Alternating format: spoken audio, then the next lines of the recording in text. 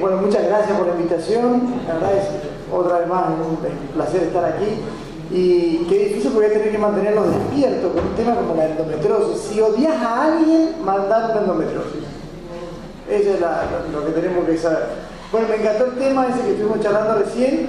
Da para un debate ético, ¿no? Porque estamos haciendo eugenesia positiva, estamos haciendo selección, bueno, porque selección, nosotros sabemos que la selección siempre es la selección natural y en este caso estamos haciendo eugenesia positiva. Da para el debate el tema. Bueno, muy bien. Bueno, nosotros sabemos que la endometriosis es una enfermedad que es crónica, que es progresiva, que es recidivante y que tarda un montón de tiempo y que nosotros la dejamos pasar.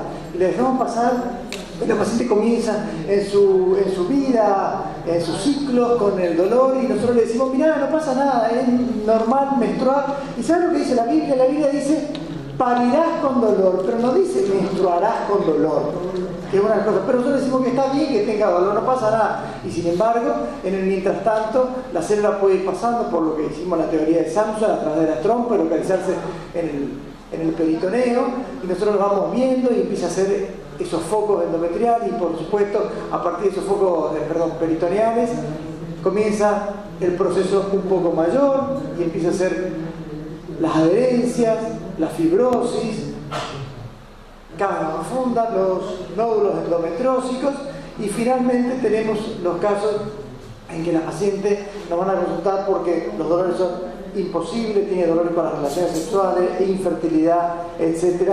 Y estuvo operada muchísimas veces y no nos llegamos a dar cuenta de que existía una entidad que era la endometriosis pélvica profunda, y que la podríamos haber diagnosticado previamente y lograr el mejor de los resultados. Y para ello, lo mejor que hay es hacer el diagnóstico. Y el diagnóstico comienza acá, comienza haciendo un buen interrogatorio, un buen examen y utilizando por supuesto los métodos complementarios. Pero ¿para qué hacemos el diagnóstico? Para planificar el tratamiento, que es ese el objetivo.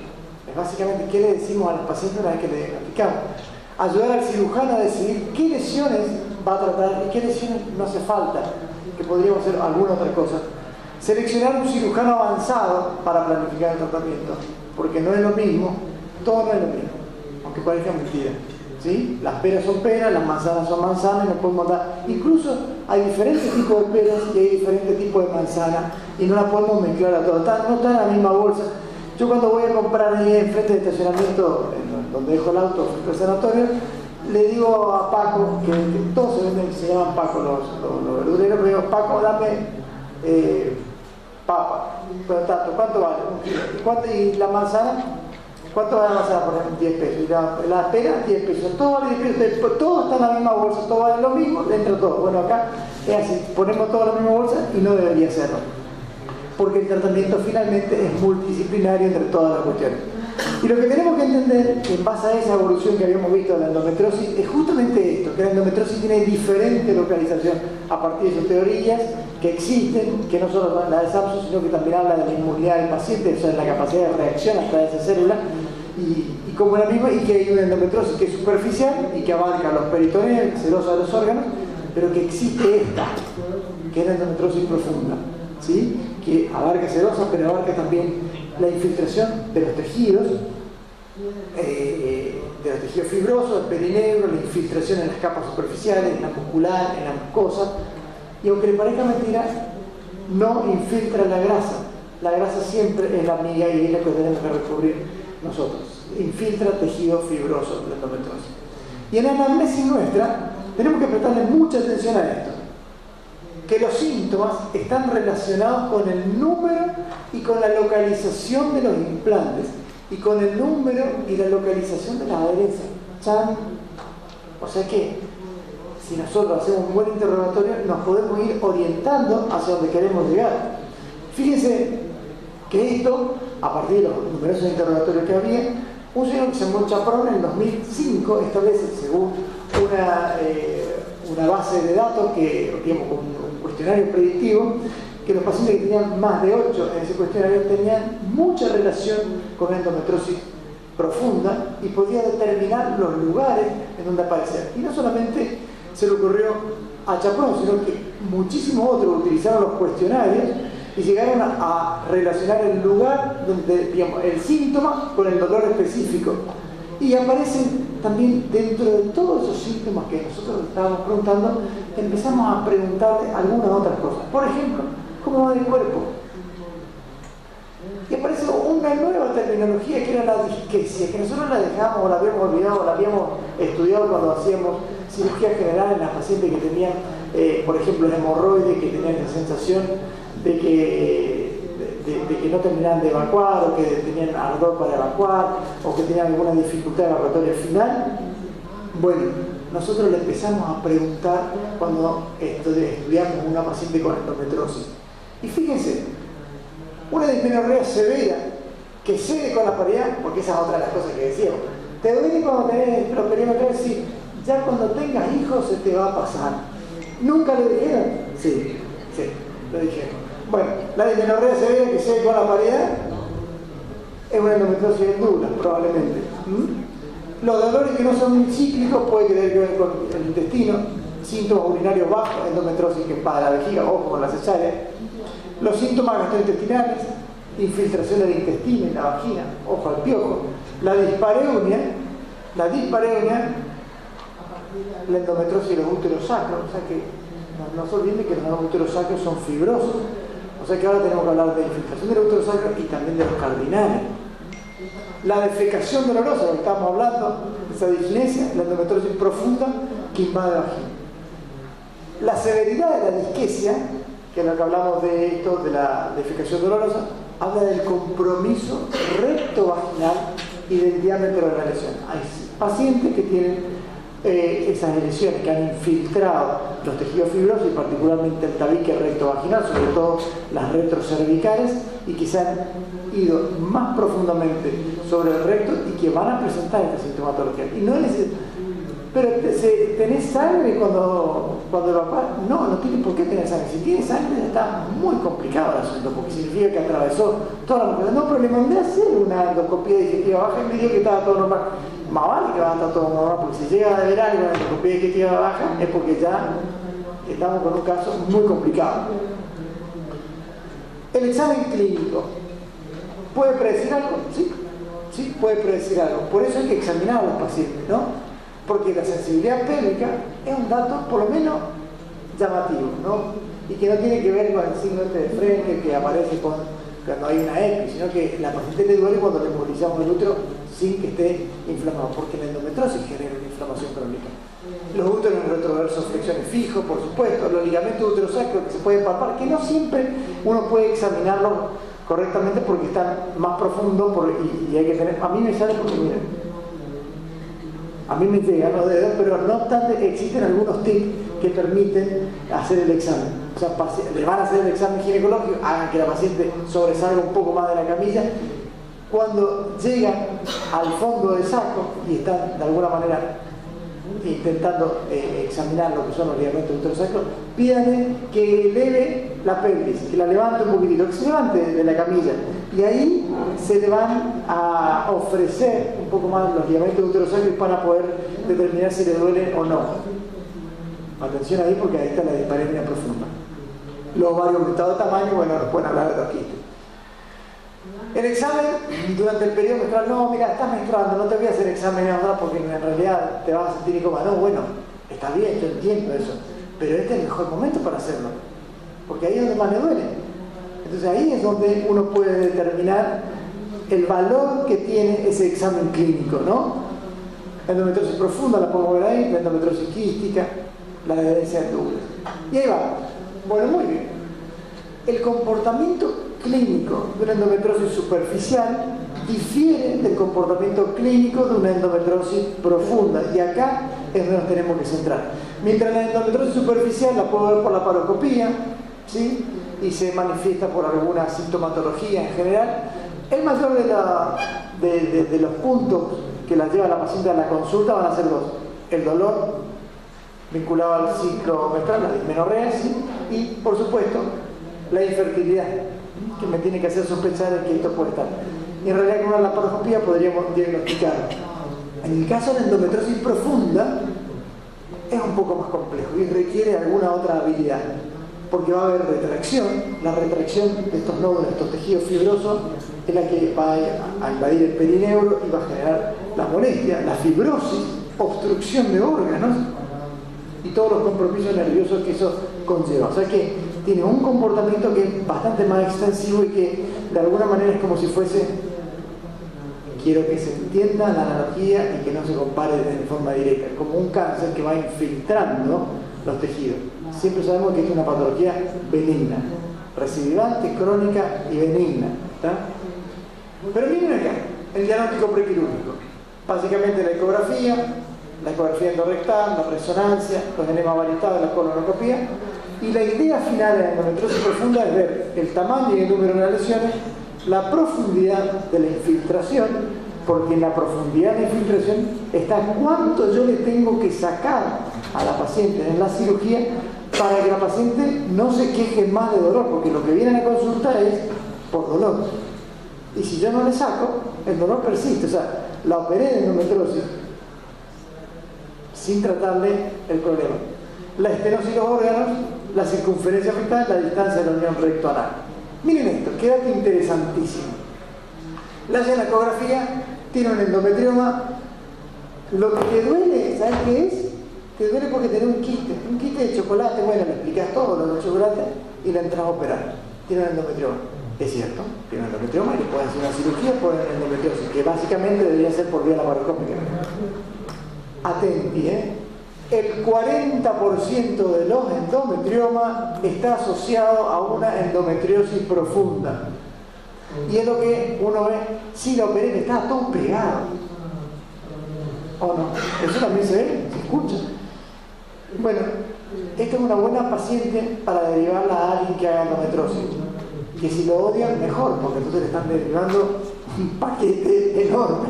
Esta paciente es la que merece ser estudiada, porque si quieren tratarla bien, tienen que sacarle la endometriosis profunda. ¿Sí? Y de un nivel de evidencia 1. Muy bien, muy bien. Entonces las lesiones que vamos a poder observar son lesiones básicamente por la ecografía como vino, pero tenemos que recurrir, porque eso me encantó la charla que se dio hoy sobre ecografía del piso pélvico. No sé bastante el doctor que lo dio, pero sí. Es un fenómeno, un crack. Lástima que yo no tengo a nadie que me pueda hacer una ecografía así, ¿está? Porque la ecografía que se hacen, por lo menos en mi pueblo, son en un ratito muy cortito, porque hay que hacerla rápido, porque hay que liquidar 30 pacientes, y entonces no se hacen con mucha delicadeza. Y recurrimos a la resonancia magnético-nuclear. ¿Por qué? Porque la resonancia la leo yo, no me la tiene que leer es más, no quiero que me la lea el radiólogo, porque la leo yo, la veo yo, lo mismo que, o sea, más que lo que ve, lo voy a ver yo, porque encima yo la voy a ver adentro de la paciente. Le voy a hacer la laparoscopía. Entonces, ¿quién va a decir mejor lo que tiene que yo? Entonces, eso es lo que nos puede ofrecer una resonancia, las lesiones en beso. Y recuerden siempre, el 40% de los endometriomas tienen una lesión profunda. Y uno evaluando, cuando habla de endometriosis infiltrante, ¿qué es lo que puede infiltrar la endometriosis? Fíjense, en Kuyen, en el 1916 ya hablaba de endometriosis. Y ya hablaba de endometriosis profunda. Y ya hablaba de una endometriosis que estaba en los sitios donde habitualmente no se localizaba. Y entonces hablaba de que existía una endometriosis vesical, una adenomiosis de la vagina, del fornix, del retrocervix, del intestino, de la vejiga, de los uréteres, de la pared abdominal. En todos esos lugares puede llegar a haber. Y lo fundamental cuando uno habla de endometriosis profunda, lo mismo que veíamos hoy con el piso pelviano, es clasificar. Y que no todo es igual, porque yo tengo que pasar una información al médico que me la mandó a la paciente, y también ver cómo yo lo operé y cómo respondió esa paciente. Entonces, existen diferentes lugares. Vamos a ver que hay un lugar que es anterior, donde podría estar los espacios vesicuterinos, los tabiques, los recesos vesicales, un espacio medio vaginal y un espacio posterior donde puede estar ubicada ese tejido endometriósico en la endometriosis profunda. Y si nosotros dividimos la pared, vemos que puede estar en los paramétricos, en los úteros sacros, en el dura, en el pericérvico o en la parte anterior. Muy bien. Volvemos a lo que queríamos hacer con el diagnóstico del tamaño, la profundidad, la estenosis y la distancia de la unión rectonal, y esto es fundamental porque si está comprometido el recto a menos de 8 centímetros, lamentablemente hay altas chances de que esa paciente vaya a una colostomía si no tiene ese grado de compromiso. En tanto que si está por encima de los 8 centímetros de esfínter anal, la paciente puede ir a una gran anastomosis en el caso luego de la resección. Se pueden hacer estudios de clasificación específica para que me determine cada uno de estos lugares por vía ecográfica. Claro, la escuela italiana tiene muchísima experiencia y publica esto, pero está hecha con gente que hace ecografía en endometriosis con un volumen muy alto y que son capaces de incluso hacer su propia clasificación ecográfica del lugar donde se encuentra y del tamaño de la lesión y determinar cada uno de todos ellos. Y cómo se ven las adherencias, los tabiques, la vejiga, el endometrioma, la adenomiosis, el parametrio, el ligamento uterosacro. Esto a mí, en mi práctica, se me dificulta, ¿no? Bueno, vamos a pasar esto porque estamos con una cuestión de tiempo, pero vamos a hablar de la ecografía en general, muy buena, puede hablar bien de la infiltración vesical, del toro uterino, del recto craneal, en el uréter anda muy bien, y en la obliteración del tubular, menos específica en estos sectores. Y si es menos específica sobre los úteros sacros, la paciente me consultó por dolor con las relaciones profundas, con las relaciones sexuales y de dolor en la dispareunia profunda, yo necesariamente tendría que recurrir a otra cosa. Y esa otra cosa es la resonancia magnética. Entonces, no solamente me aporta una visión acá, sino que me aporta una visión de toda la pelvis y del abdomen. No se olviden de que estas pacientes, si llegan a tener una infiltración del cardinal, pueden tener también un compromiso de los uréteres y eso me puede representar algún grado de lesión más importante a nivel renal. Y miren cómo se puede ver la endometriosis. Lo que tienen que saber es que lo ideal es no tener esta imagen de esta manera, sino que intentar a la paciente hablar con la gente que hace resonancia para pedir ciertas cuestiones específicas. Por ejemplo, incrementar el número de ventanas acústicas. Nosotros sabemos que si la paciente tiene una retención de 1 hora, esa hora de retención de líquido en la vejiga me genera una muy buena imagen de la vejiga. Pero si además se le logra colocar 20 centímetros cúbicos de gel, el mismo gel que se utiliza para las ecografías a nivel vaginal, se puede ver perfectamente toda la vagina. Y si a su vez le colocamos 80 mililitros de este suero a nivel endorrectal, se puede ver perfectamente el recto.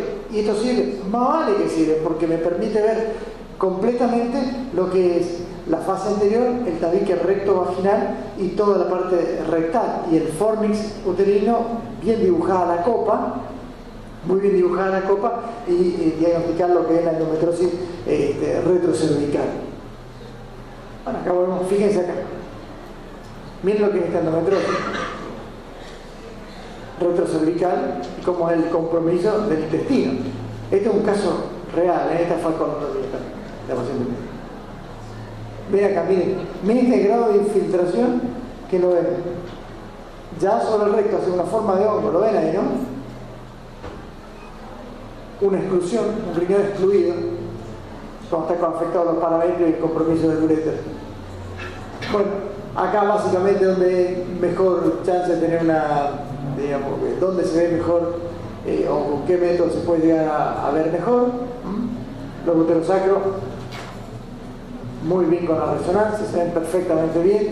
La endometriosis puede tener mejor visión también con el intestino con la resonancia magnética. Bueno, le hicimos resonancia, le hicimos todo el resto de los estudios, ¿y ahora qué? Y ahora vamos a clasificar, porque de eso se trata. Y las clasificaciones han evolucionado. Y si ustedes recuerdan, en la década del 80, y sí es cierto que hasta pasado los 90, la que más corrió fue la de la American Fertility. Esa andaba por todos lados y todo el mundo le metía puntitos a lo que encontraba. El duro bloqueado, listo, esto bloqueado está, esto vale tanto, si las trompas están así, tal cosa. Bueno, después evolucionó esa clasificación por la clasificación de la Sociedad de Reproducción, y luego vienen algunas otras. Acá vemos la de la American Fertility, esta, la enciam, que todos los países hablan germánica, la utilizan. ¿Ya estamos? Oh, bueno. Me faltan tres diapositivas, me parece. Bueno, esta clasificación es muy óptima, la enciam, ¿por qué? Porque fíjense que estamos clasificando el compartimiento anterior, el medio y el posterior, y le da un puntaje a cada una de estas lesiones, y uno puede determinar con eso y establecer la nomenclatura como el TNM, y a su vez establece si tiene adenomiosis, si está infiltrada la vejiga, si están los uréteres, si está el intestino o si es a nivel de, por ejemplo, el ombligo, en otro lugar. Muy bueno, vamos a pasar esto.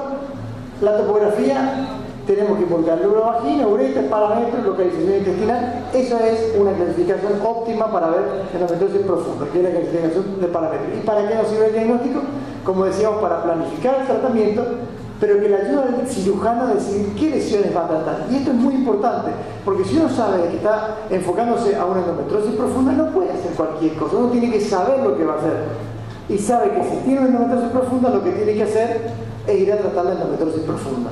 Y no equivocarse en el camino y decir, bueno, está bien, me equivoqué, se la mando después a otro, ¿no? Y cuando uno dice esto, piensan que la radicalidad es directamente proporcional a la mejoría de los síntomas. Si soy radical en la extirpación, esa paciente va a andar bien. Si no soy radical, no va a andar bien. Y acá, fíjense la endometriosis del dolor, ¿sí? Endometriosis sutil, así, es para un cirujano básico. La endometriosis típica es para también un cirujano básico, pero si ya tiene quistes endometrósicos, esto requiere mediana dificultad, o sea, un cirujano que esté más avisado, y si tiene una endometriosis profunda, corre con mucho dolor y requiere un cirujano de alta experiencia, o sea, un cirujano especialista en eso. Esto es un cirujano especialista, esto es lo que recomienda. Y para terminar, les digo que la endometriosis no es una patología normal, es una patología bastante compleja, en donde intervienen un montón de médicos y de especialidades afines, donde hay radiólogos, cirujanos, urólogos, psicólogos, nutricionistas, especialistas en fertilidad, epidemiólogos y ginecólogos. Es decir, que entre todos hacemos un trabajo multidisciplinario para lograr el éxito final. Muchas gracias.